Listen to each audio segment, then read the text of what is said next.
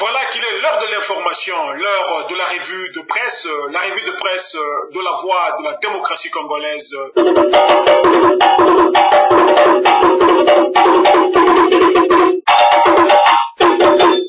Mesdames, Mesdemoiselles, Messieurs, auditrices et auditeurs de l'AVDC, bonjour.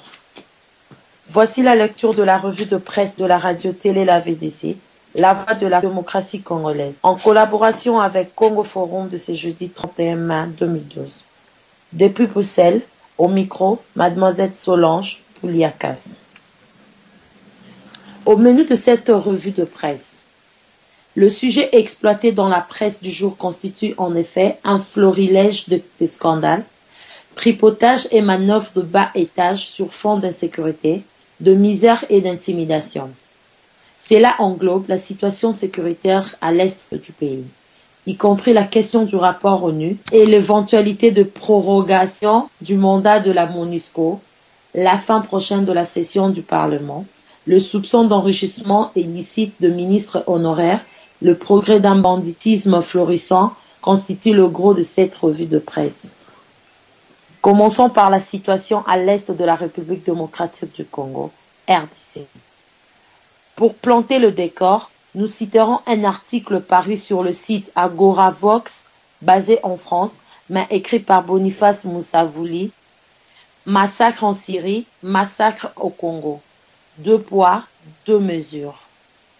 La communauté internationale s'est naturellement émue du massacre de Oula, en Syrie, qui a coûté la vie à 108 personnes, dont 2 enfants. L'ancien secrétaire général de l'ONU, Kofi Annan, s'est rendu dans le pays pour exprimer son horreur et a rencontré le président Bachar el-Assad. Au même moment, de massacres de plus grande ampleur s'est déroulé dans l'est de la République démocratique du Congo. De civils achevés pour la plupart à l'arme blanche dans le silence assourdissant de capitales occidentales. La crise du Congo, qui dure depuis 16 ans, avec un terrible bilan de 6 millions de morts, est sûrement l'illustration la plus tragique de la politique internationale du 2 poids, 2 mesures. L'Est du Congo est, en effet, actuellement en proie aux violences depuis la tentative ratée de capturer le criminel de guerre Bosco Ntaganda. Cet officier Tutsi, né au Rwanda mais revendiquant la nationalité congolaise, croule sous plusieurs chefs d'accusation. Des crimes de guerre et crimes contre l'humanité qui lui vaut d'être sous le coup d'un mandat d'arrêt émis par la Cour pénale internationale. Soucié de redorer son image assombrie par le magouille électoral de novembre 2011, le président Joseph Kabila a entrepris de le capturer alors qu'il jouissait depuis toujours d'une totale impunité. Il avait même été promu général et placé à la tête des unités de l'armée nationale engagée dans les opérations au Kivu. Mais le temps change et lorsqu'on a le main à ce point couvert de sang, personne n'est en mesure de vous garantir l'impunité. Ce qui devait arriver est donc arrivé. Sauf que l'opération de capture a été tellement mal préparée que l'individu a eu le temps de fuir. La prospérité annonce, sur fond de guerre à l'Est, Roger Miss bientôt à New York pour le renouvellement du mandat de la MONUSCO. Le représentant spécial du SG de l'ONU en RDC, l'ambassadeur Miss, se rendra ce dimanche 3 juin à New York pour participer aux consultations du Conseil de sécurité en prélude au renouvellement du mandat de la MONUSCO. À en croire ces journaux, citant le parole de cette mission, Roger Miss va donc plaider auprès du Conseil de sécurité des Nations Unies afin que celui-ci puisse, en collaboration avec le gouvernement congolais, proroger le mandat de la MONUSCO. Toujours dans la prospérité. Au Nord Kivu, on laisse entendre que le Rwanda et la RDC vérifient l'identité de 11 combattants se trouvant aux mains de la MONUSCO. En effet, le service de renseignement rwandais et congolais ont entamé depuis le mardi 29 mai à Goma, Nord Kivu, le vérification sur l'identité de 11 citoyens rwandais qui se sont rendus la semaine dernière à la mission de l'ONU pour la stabilisation en RDC, MONUSCO, en territoire de Rutshuru, Nord Kivu. Cette enquête fait suite aux allégations de ces combattants qui se sont fait identifier comme étant de ressortissants rwandais recrutés de force dans le rang du mouvement du 23 mars, AM23.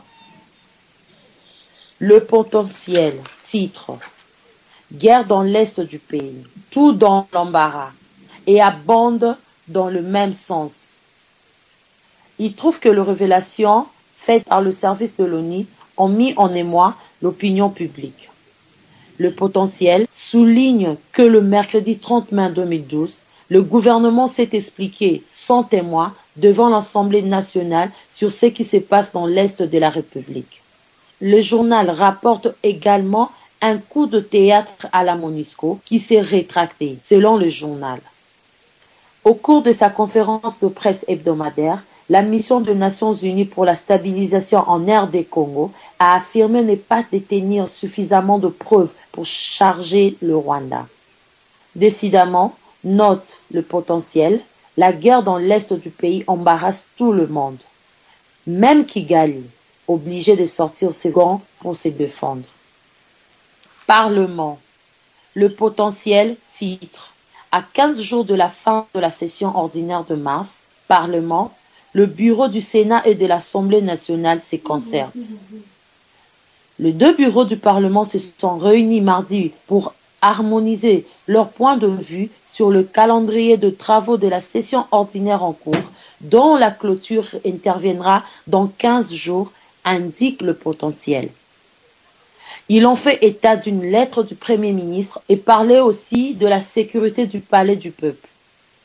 Selon ce journal, la session ordinaire du mois de mars prend officiellement fin le 15 juin, afin d'harmoniser leurs points de vue sur les questions à traiter en priorité durant les 2 semaines qui restent encore avant les vacances parlementaires qui dureront 3 mois. Les membres du bureau du Sénat et de l'Assemblée nationale se sont rencontrés le mardi 29 mai au Palais du Peuple. La prospérité titre. Enrichissement illicite, le MLC est allié en justice contre des anciens ministres et premiers ministres. Ce quotidien fait savoir que le MLC et alliés sont d'avis que certains membres du gouvernement Gizenga et Muzito n'ont jamais déclaré leurs biens dans les 30 jours ayant suivi la fin de leurs fonctions respectives, violant ainsi, selon eux, l'article 99 de la Constitution. Dans leur mémorandum, le MLC et alliés demandent au procureur général de la République de se pencher sur le rapport de la Commission économique et financière de l'Assemblée nationale relatif à l'exécution du budget exercice 2009, explique la prospérité. Terminons cette lecture de journaux par le divers. ACP annonce un projet d'implantation d'un centre de recherche spatiale en RDC présenté au ministère de l'Enseignement supérieur, universitaire et de la recherche scientifique. La délégation italienne de Committee on Space Research, conduite par le professeur Giovanni, a présenté mardi au ministre de l'Enseignement supérieur, universitaire et de la recherche scientifique les 10 projets et la RDC en y adhérant sera le point focal, souligne l'agence congolaise de presse. L'avenir titre. Insécurité dans la capitale. De faux militaires traquent les gens au centre-ville de Kinshasa. Ces quotidiens notent que ces phénomènes prennent de l'ampleur depuis plusieurs mois dans la capitale congolaise. Très souvent sur le long du boulevard du 30 juin et d'autres artères de la commune de la Gombe, au centre-ville de Kinshasa. Selon lui, il y a de personnes s'identifiant comme étant des éléments de FARDC qui se mettent systématiquement à dépouiller des passants. Circulant en grand nombre et en tenue civile, ces hommes s'activent à traquer des gens au nom de l'armée, mais on ne sait pour le compte de quel service il opère, conclut l'avenir. Audictrices et auditeurs de l'AVDC, c'était la lecture de la revue de presse de journaux congolais présentée par votre charmante Solange Pouliakas depuis Bruxelles, la capitale de l'Union européenne, pour la radio-télé l'AVDC. À demain.